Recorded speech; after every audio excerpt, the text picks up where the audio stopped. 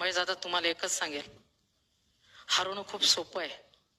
जिंकवून एखाद्याला हरवता आलं ना तर ते पण करून बघा एकदा. नक्की तुमची मी मनापासून आभारी राहीन. खरंच मनापासून आभारी राहीन दादा. तुम्ही खूप चांगले कार्यकर्ते होतात आहात. आता मात्र तुमच्यात खूप बदल झालेला आहे. फक्त राजकारण करत असताना शब्द मात्र नेहमी सांभाळून वापरायचे असतात. हिम्मत देऊन गेलाय. हिम्मत माझी कोणी चोरू शकत नाही. हिमतीने लढणार आहे इथून पुढे. एक ताकदवर विरोधी पक्ष कसा असतो ते मी तुम्हाला दाखवून देणार आहे. या शहराला मला दाखवायचंय. दबणार नाही मी कुठल्याही दबावाने.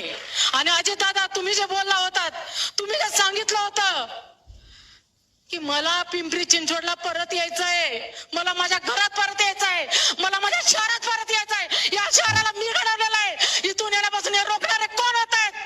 अजित दादा तुमच्यासाठी तुमची बहीण, तुमची पोरगी छाती टोकपणे मी लढणार आहे.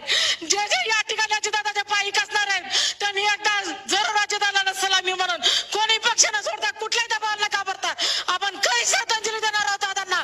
ती म्हणजे विरोधात लढून आणि दादांची ताकद वाढवून पवार कुटुंबाकडे राष्ट्रवादी पक्ष कसा राहील याच्यासाठी आपण एकत्रितपणे लढणार आहोत.